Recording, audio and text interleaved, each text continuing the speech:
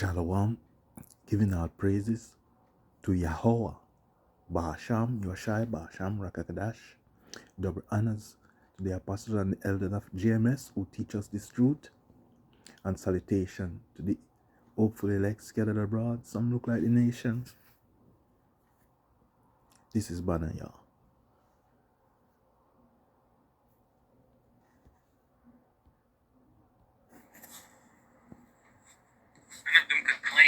Plausible deniability. We don't call it an empire. We call This it is not my content. Fair use. Fair use. Democracy. And the scariest part, we actually believe it. I'm American. I grew up pledging allegiance to the flag, which for a conscious black person is like a humiliation ritual. Ate McDonald's for lunch and watched every movie point the finger at Russians or Nazis or commies. I am the propaganda. So when I tell you America ruined the world, I'm not pointing fingers from a safe distance. I'm looking in the mirror. I was also a target of American imperialism. For 80 years, the United States has toppled governments, bombed civilians, and controlled the global economy, all while telling itself it's the world's policeman, when in reality it's the predator. This is a story about a system that learned how to break the world and call it freedom. So let's talk about how America ruined the world, and why we still think we saved it. Grab a drink, get some snacks, get comfortable, because this might take a while. As I said, fair use. Before America was the empire, America was the colony. The 13 colonies were Britain's laboratory for extraction. Tobacco, cotton, timber, all shipped across the Atlantic while Americans got to pay taxes without representation. You may have heard about that. We wrote a whole declaration about it. Here's the thing, okay? Americans learned empire by being its victims first. We knew exactly how it felt to have a distant government suck your resources dry while telling you it was for your own good. And then we turned around and did the exact same thing to everyone else. The Declaration of Independence was a rejection letter written by people who understood exactly how empire worked. They just didn't know they'd become it. After independence, Americans looked west and they saw nothing. According to them, at least. The land was empty, but it wasn't. The people were savages, and they weren't. And God wanted it done. That's convenient. They called it manifest destiny. That's 19th century for we're taking your land and you can't stop us. In the Mexican-American War from 1846 to 1848, the U.S. took half of Mexico's territory. California, Texas, Arizona, New Mexico, Nevada, Utah, all of it. Mexico City fell to American troops. And when the treaty was signed, Mexico got paid $15 million for half his country. It's like someone robbing your bank and then giving you a small cut of it. Then came the Indian Removal Act of 1830, the Trail of Tears. Thousands of Cherokee, Choctaw, Creek, and Seminole forced the march to Oklahoma. Thousands died. This wasn't a secret. This was their active agenda. By 1890, the frontier was declared closed. The continent was conquered. The question became, where do we go next? So the U.S. fights Spain. We liberate Cuba, Puerto Rico, Guam, and the Philippines. Liberate, right? Now, what does liberate mean in this context? It means we kicked out one European empire and moved ourselves in. The Philippines is the real giveaway. President McKinley later explained that he got down on his knees and prayed to God for guidance. And God told him, I am not making this up, listen, that the United States should keep the Philippines and civilize the Filipinos. God apparently is a fan of real estate expansion. So the U.S. fought a brutal counterinsurgency war in the Philippines from 1899 to 1902. Over 200,000 Filipinos died. American soldiers used water-cured torture, force-feeding water into the victim's stomach distended and they confessed. And in Cuba, the Platt Amendment of 1901 gave the U.S. the right to intervene in Cuba anytime. Also, a permanent lease for Guantanamo Bay, which we still hold today, despite every Cuban government since 1959 asking us to leave. America had its first overseas colonies. We promised liberation, we delivered occupation, and we were just getting started.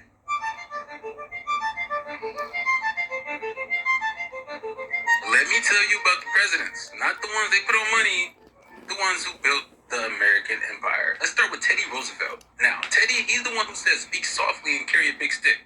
Cute line, but here's what that stick actually meant. The U.S. Navy. And Teddy loved his Navy. So in 1903, America wants to build a canal across Panama. Makes sense, right? Shorter route from Atlantic to Pacific. The problem is, Panama is part of Colombia. Colombia says no. So Teddy helps Panama stage a rebellion.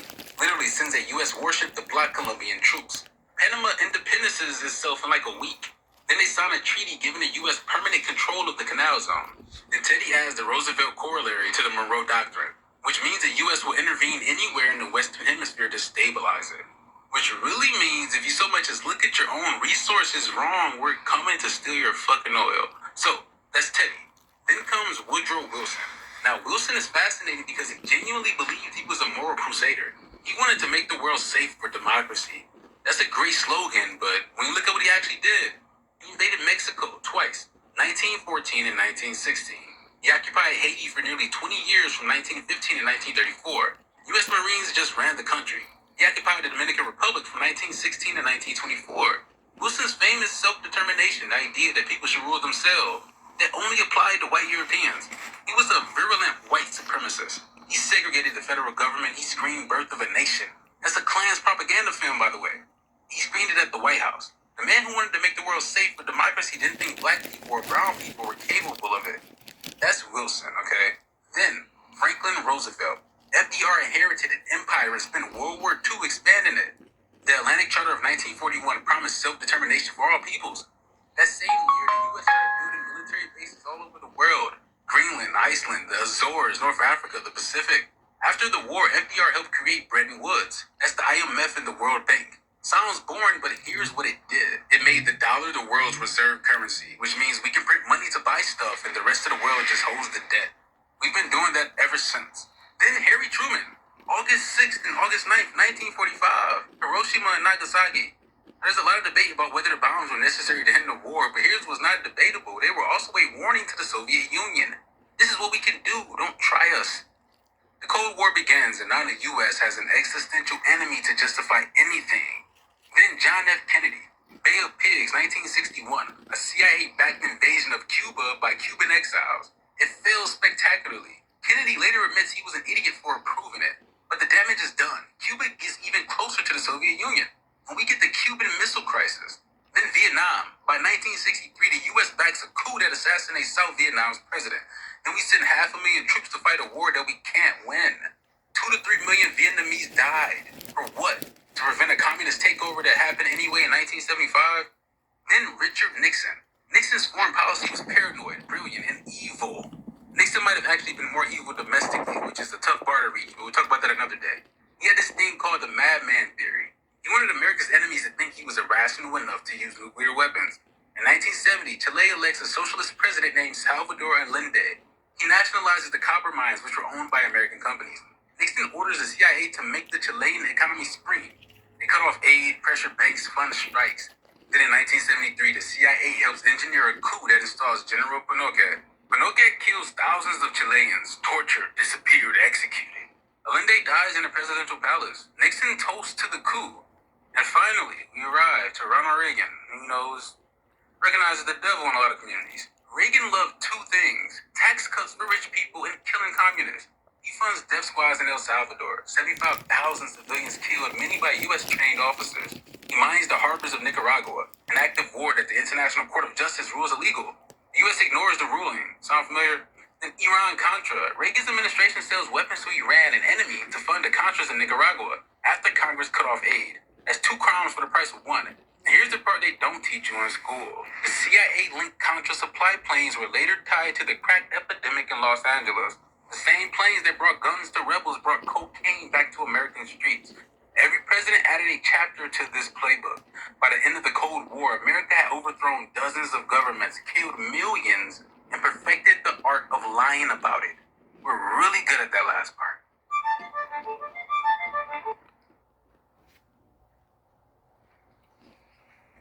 That was a lot. And there was more. That was just a little piece of what was there. Wow.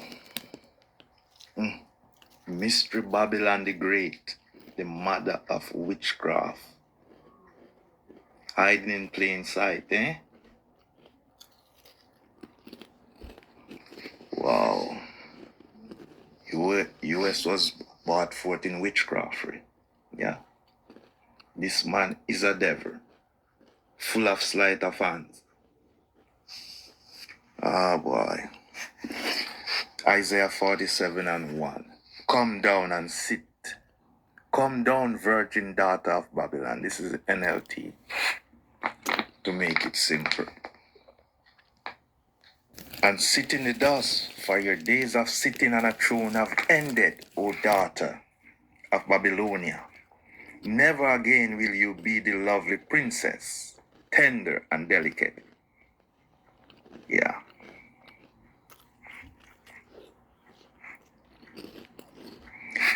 Verse 3, you will be naked and burdened with shame. I will take vengeance against you without pity. It's all coming. The missiles will be flying. Our Redeemer, whose name is Yahweh of heaven's army, is the Holy One of Yasharal. Yasharal just means Israel in Paleo Hebrew. And Yahweh is the rightful name of Father God. Oh, beautiful Babylon, sit down in darkness, silence. Never again will you be known as the Queen of Kingdoms. So this will be the end. When this thing fall, it will be the end. And the only kingdom rising will be Yasharala. For I was angry with my chosen people and punished them by letting them fall into your hands. But you, Babylon, show them no mercy. You oppress even the elderly. Yes, you show our aged people no mercy. Even today, you can see it. You said, I will reign forever as queen of the world.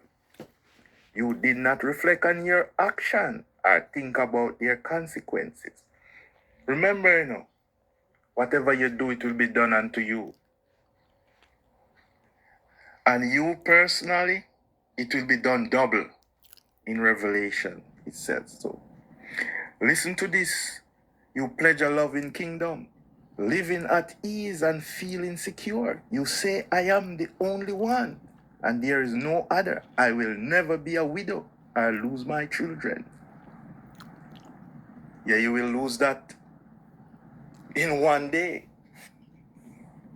Well, both these things will come upon you in a moment. Widowhood and the loss of your children. Yes, these calamities will come upon you despite all your witchcraft and magic. Yeah, and you feel secure in your wickedness. No one sees me, you said, but your wisdom and knowledge have led you astray. And you said, I am the only one, and there is no other. So disaster will come. Disaster will overtake you, and you won't be able to charm it away. Calamity will fall upon you, and you won't be able to buy your way out.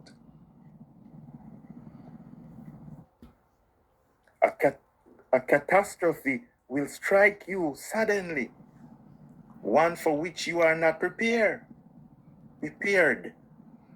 No, use your magical charms. Use the spells you have worked at all these years. Maybe they will do you good. Do you some good. Maybe they can make someone afraid of you.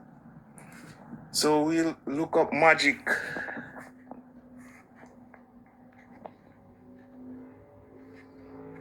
Etom online. So I'm going to magician first.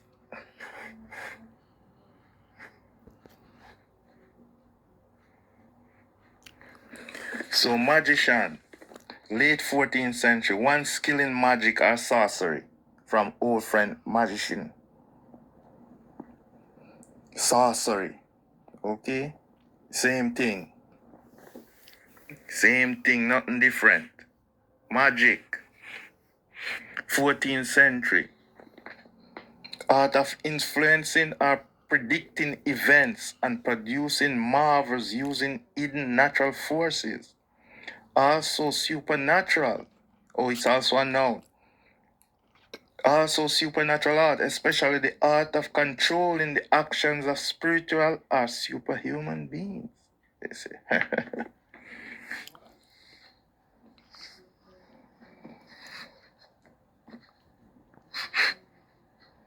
So yeah, that's about it on that. I'll go back. I'll be reading all these passages in the NLT. Okay. So yes, that's Babylon.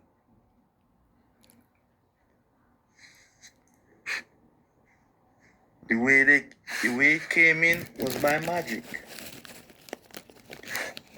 And they are raging. But I'll go to Psalms 2.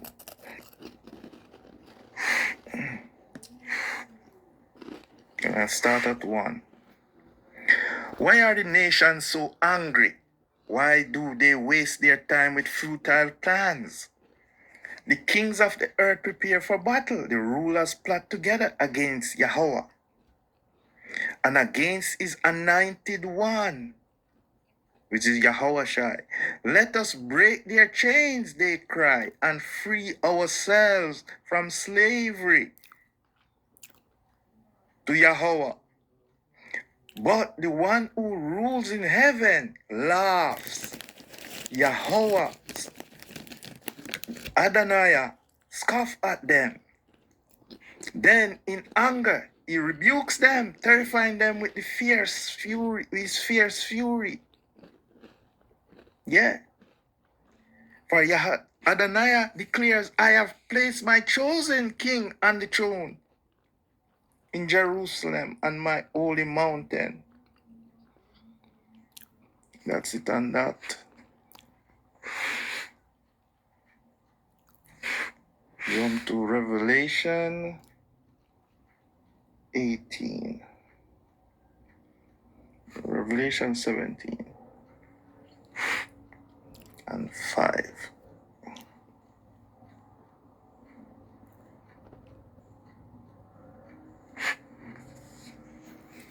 A mysterious name was written on her forehead, Babylon the great, mother of all prostitutes and obscenities in the world. I could see that she was drunk with the blood of Yahweh Hashem Yoshai holy people, who were witnesses for Mashiach. I stare at her in complete amazement. Why are you so amazed? The angel asked. I will tell you the mystery of this woman and of the beast with 7 heads and 10 horns, on which she sits.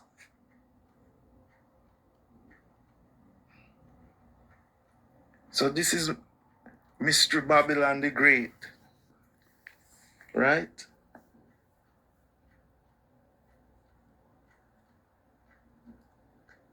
She's the great sleight of hand with her democracy or Christianity.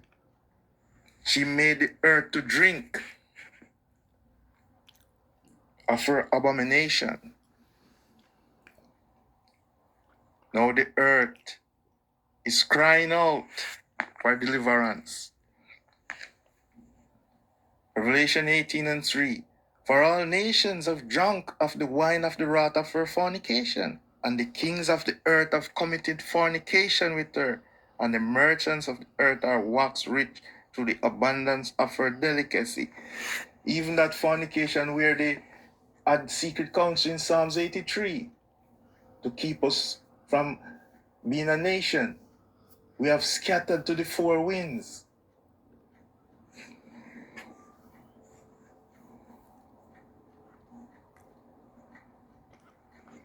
And this is what it's telling our people. Then I hear another voice calling from heaven, come away from her, my people.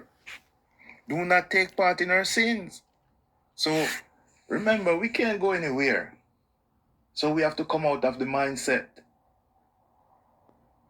that is Babylon. Don't take part in her mindset. Otherwise, we will go down with her. Because her sins has gone up to heaven, as you know.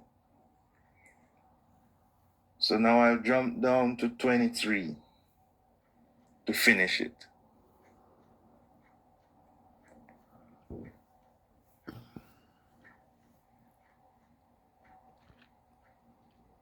23.